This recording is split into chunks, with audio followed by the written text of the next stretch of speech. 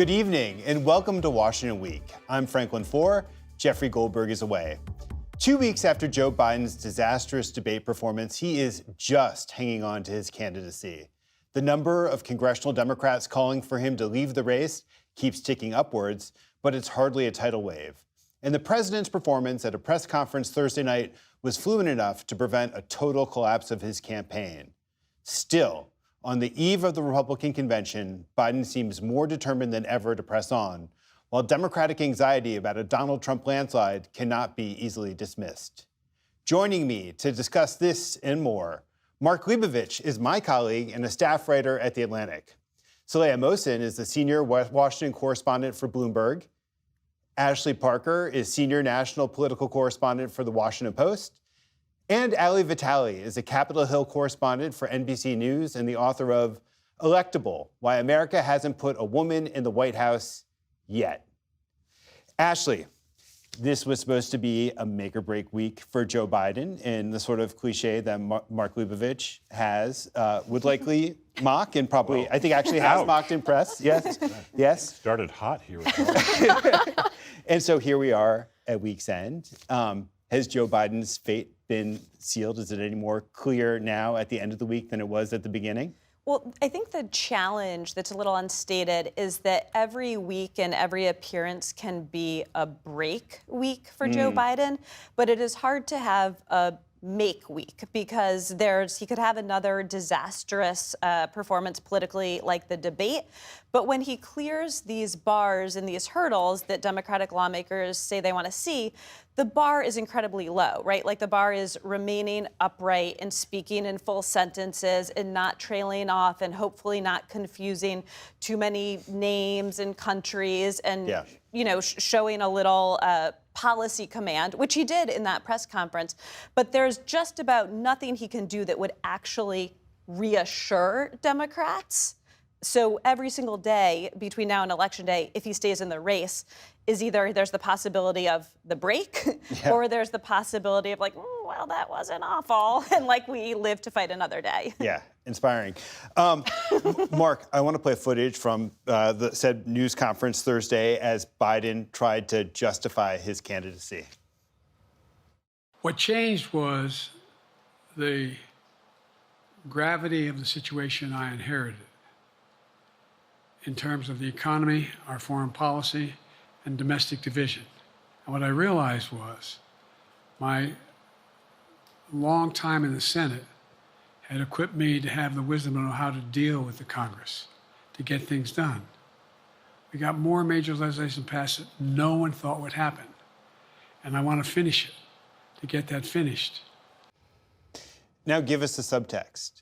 As Biden listens to all the rumblings, leaks, and doubts, what's actually going through his head? Well, I mean, right there, I think the subtext there is that I probably wasn't going to run at all, but Donald Trump was there in 2020, and I decided to run again because, like most of us thought that he wasn't going to be around again in 2024. Lo and behold, he is. I have to stay here. I think, the larger thing is he probably just, like a lot of people in very powerful positions, doesn't want to give up power. He loves the gig for all the obvious reasons, and it's hard to go away at a certain point. I do think, to Ashley's point earlier, the rarity of his public appearances, his unscripted public appearances since 2 weeks ago. I was here, I guess 2 Fridays ago, the morning after the debate, and I remember all of us were saying, well, the next 48 hours, the next 72 hours will be key. We've been saying this for 2 weeks now, for more than 2 weeks now. Yeah. The idea that, he could have immediately alleviated doubts by just coming out pretty much every day for 30 minutes, doing something like he did yesterday, think on his feet, prove that it was the bad night that he claimed it was, and we would be having a very, very different conversation tonight. I'm confident of that. Now, in all of your experience covering Joe Biden, experience can be a virtue, right? Joe Biden, what type of argument do you think could break through with Joe Biden? Is there anything that could step away? Is there any sort of argument that could be made to him that he'd be responsive to that would persuade him to give way? I'm sure he has seen all the arguments. The polls are bad. He's not looking good. He's not convincing anyone. I think, though, it's not so much the what as the who. I think if it were someone, obviously, in his very, very tight inner circle, someone in his family, And someone in the Donlin, Klain, Ricchetti sort of inner circle, that would probably have a bigger impact. But I mean, I'm sure he's seen and heard all the noise, which he'll just dismiss and have quite, I think, a lot of disdain for, and has been defensive about. Yes, we just mentioned the inner circle, and I want to, Ron Klain, who is his chief of staff, indisputably part of that inner circle, was on television this morning talking about his candidacy, and I want to listen to that now. Voters all across the country went and voted in primary after primary, and they voted to renominate Joe Biden as the leader of the Democratic ticket. I think this isn't like some soccer game where some shadowy group of people on the sidelines get to run new players out onto the field at the last minute. The donors don't get to decide. The voters decided. That's the official line coming out of Biden land, but there was a New York Times article yesterday which quoted anonymous people within the White House, within the broader Biden circle, who seem to have doubts about whether he can prevail. And the question is, well, I guess one thing that the article mentioned is that those doubts haven't actually percolated all the way up to Joe Biden himself. And so what's happening within Biden land? Is he encased? Is he buffeted? Why haven't they brought those doubts to him? For one thing, to be human is to have doubts that an 81-year-old man can serve another 4 years running the largest country in the world, the most influential country in the world. So it is not a surprise that people inside the White House have doubts, and I think it's strange for the White House to categorically refute that kind of a narrative. We're talking about Biden he's obviously seen polling figures and that people are not convinced. I don't know that he has. There's reporting out there that shows that, and we see the pattern as well in the way he governs and the way he's been managed and manages, that his staff, he has a close cadre of very loyal people around him, and that inner sanctum might grow when things are good and might tighten when things are bad. And if it's tightening right now, as reports right now show, then it's a handful of people, Mike Donilon, Bruce Reed, Ricchetti, his wife, and maybe Nancy Pelosi and Chuck Schumer can make a phone call, but are they really giving him the cold, hard facts? So far, the only proof of that is that Hakeem Jeffries has, based on his statement. Otherwise, I don't know what information he's really, truly getting. Yeah, Ashley, do you have a sense of who those people are who have doubts within what is described as the inner circle? How close are they to the president's ear? And do they have the ability to get in to express those doubts? It's a great question. It feels like at this point, the people who have the doubts, and again, it's unclear also how widely and vocally they're expressing them, I would describe as sort of outer inner, but not that inner core. And just briefly going back to what you asked, Mark, a couple days after the debate, there was this sense that was mainly based on vibes, but that everything was going to happen quickly and Joe Biden was going to step down. And in that moment, I started reporting to try to figure out what would be the most compelling argument and who would be the most compelling people. And one thing that was interesting, and as you've seen these flashes, Joe Biden gets very defensive and digs in. And so a lot of people, and these are people who served with him, who worked for him, who worked with him, said that they thought, in addition to the messenger being so important, one message would be to come to him and not in look at that debate, look at your performance, you need to step down, but to talk about you've been a great president. You have this amazing legacy. You've passed more meaningful legislation than LBJ, right? Now continue that by stepping aside. I do have to wonder, though, how our conversation might be different had the bridge candidacy turned into Kamala Harris rising. That was kind of the expectation 4 years ago, that she would step up and be also not only step up herself, but be brought in as someone waiting in the wings. It's so the right bringing now, in part of exactly. it that and never fully happened, you can talk as about we this. all know. Well, certainly, I mean, when you talk about the idea of Kamala Harris and the space that she occupies in that White House, I think that what was so appealing about her is the ways in which she really brings the energy around being historic. And also what's kind of scary about her, because the job of a vice president is to be second, to not make news, to not draw attention. The fear is that if you let her do that too much, she would. Of course, the border was an immediate moment that became a barrier. And of course, that's something that I hear about from Hill sources too. But when you think about who's talking to the president right now, yes, Kamala Harris and Joe Biden had a lunch that was a well-timed lunch in the aftermath of them then having to go talk to the campaign and talk to the White House and reassure everybody. But in terms of who's giving him the hard truth of this, I think you're right to point out Hakeem Jeffries being the only person from the Hill that we know of. Can you take us leveraged. inside that meeting with Hakeem Jeffries and tell us what you know about how that went down and what the pressures that he brought into that meeting from? I mean, one set of people Joe Biden historically has respect for and listens to are his fellow politicians. Yep. Fellow politicians, but I think it's why we've been watching the Senate so closely and watching the ways that Schumer has been able to guard the ranks of Democrats. I think the fact that Peter Welch is the only Democrat who's come out right now and said Biden should step down. He's a freshman senator. Biden is someone who respects the institution of the Senate, but he respects the people who have made up the institution of the Senate. Especially if he served with them. Correct. And the fact that you're not seeing any of those old guard senators come out, that's notable. In the Hakeem Jeffries conversation, oddly enough, I missed my invitation to that meeting, but they are happy to extend it the next time. But based on what I've heard from Democratic lawmakers on the Hill, they are apoplectic, pulling their hair out. There have been tears in meetings with frontliners. I mean, we've reported all of this on NBC, and just the fact that there is so much angst. If Hakeem Jeffries relayed even half of that, that was a pretty stark conversation. But Mark, why? You have politicians who have a pretty good sense of their own political self-interest, and they're saying these things in private. The question is, why aren't they saying them in public? Because they're scared. I mean, they're scared of what? They're scared of Joe Biden. They're scared of they're scared of the base that still stands by Joe Biden. I mean, it's a similar, but not very similar dynamic of what's going on in the Republican Party. I mean, most Republican lawmakers are terrified of Donald Trump, terrified of Donald Trump's voters. And I mean, it's a different kind of terror because, I mean, it's not like, it's not as menacing. It's not as threatening as you would see on the other side, to say the least. But look, I mean, I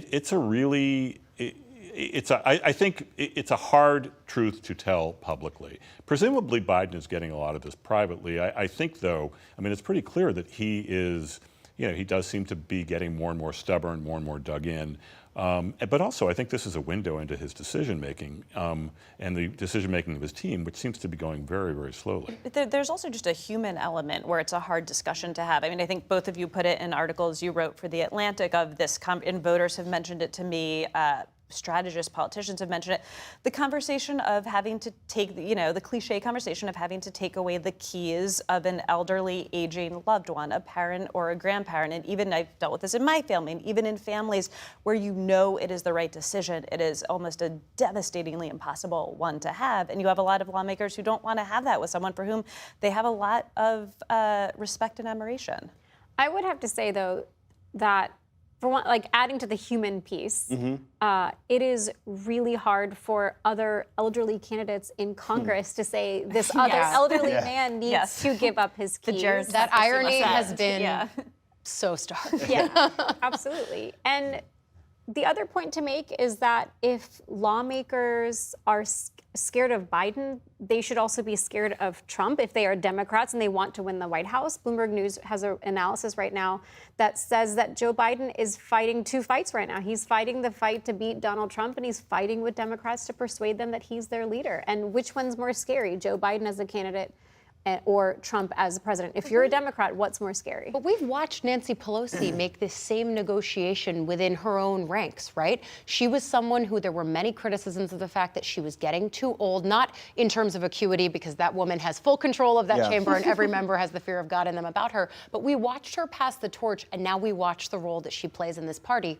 Reverence for her. Well, I mean, on the Pelosi point, I mean, I think there was a lot of expectation that this week she would intervene in a more forceful way, especially how she set things up at the beginning of the week. She was the first person this week to use the Leibovich cliche about the crucial week, and here we are at the end of the week. Do you foresee her taking a firmer stand? She made the NATO argument effectively when she went on Morning Joe and said, it's the president's decision to make, and was, of course, faced with the fact that he has already very much decided that he is the nominee, and she said, well, he'll decide. And I think NATO was a part of it, and I certainly heard that from some Democrats on the Hill who were trying to figure out their timing. NATO is over, but now it's the Republican convention, and for all of those lawmakers who might want to come forward, they also are very much clear that they want the contrast with Trump. what better week to let the former president speak for himself about the myriad number of issues that they think are going to be mind-changing for voters, things like abortion, which is palpable and energizing. Let Trump take credit for stripping abortion access from women. I think that Democrats don't want to intervene with that. We were talking about this. Will they stay quiet? Probably not. But timing is really bad no matter when you try to, knock the president off.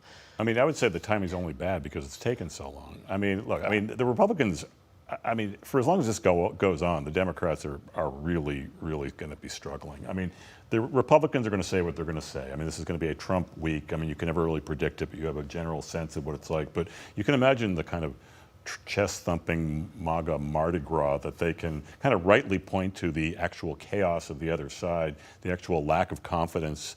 I mean, Biden was hobbled to begin with, but now they can actually point to, look, not even Democrats want him, and you know they're going to take total advantage of that. But in the way that Ashley framed things at the very beginning, that there's breaking, but there's no making. Can any of you envision a way in which he could actually staunch the bleeding? He could begin to reverse the tide? I really can't. I can see the reverse, where the game of whack-a-mole, where one of the three pillars, either his friends on the Hill and donors and polls all show that he needs to go, actually happens at the same time. In reverse, he can't become 5 years or 10 years younger. It's the vibes. And I know that sounds silly, and you said this word before, but it is. The Hill has such a bad vibe. It's like this misery merry-go-round right now.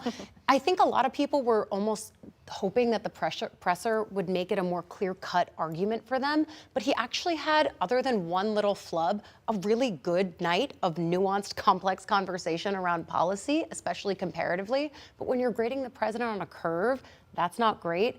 And I think lawmakers don't really know where the off-ramp is here, but you can't solve vibes with tangible things. Right. And in certain ways, the original sin, according to Democrats, was that 18 or so months ago, Joe Biden didn't do what he originally implied he would do, which is to be a bridge to the next generation. Once he doesn't do that, and you get to the timing, as Mark said, 6 weeks from the Democratic Convention, 4 months from Election Day, Democrats, and this is why you're seeing all this disarray, to again use a cliche, they're faced with three subpar options. Prop up a candidate who they privately and some publicly don't believe can beat Donald Trump, try to convince him to step aside and coalesce around his vice president, who some have a number of concerns about that she could beat Donald Trump, or try to convince him to step aside and then try to somehow bypass his historic first Black female vice president to alight on a white man or a woman who also, to be fair, hasn't been tested on the national stage and could very well be sort of a Ron DeSantis for Democrats. There are no good options at this point for Dems. And it's that wait for an unmitigated disaster. I mean, I had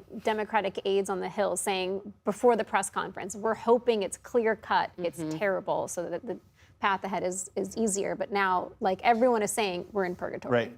Yeah, but I also think it's important to point out that it's not so much, I mean, I think Democrats are obviously terrified that Biden is not going to prevail, can't prevail, might lose really badly in a way that extends to the House and Senate. But it's also that he can't perform. I mean, the idea that they have been so sparse with his time. I mean, even before the debate, I mean, the non-Super Bowl thing, the historic, low number of press conferences, just interviews with national outlets. I mean, I think it's notable that Trump keeps going out and taunting him, saying, hey, let's debate anytime, anywhere. And, I assume no one in the White House is entertaining that, basically Trump giving them a mulligan. So the dam hasn't broken. Yeah. Will the dam break? Is there anything that would cause the dam to break if he performs the way that he performed on Thursday night, which was fluent and competent? Yeah, look, if you do the Thursday from 2 weeks ago with the debate, yeah, the dam will break. If you do the Thursday that we just saw, what's today, Friday, time doesn't matter anymore, but if you do the presser, then I think it continues to stretch on. What's the psyche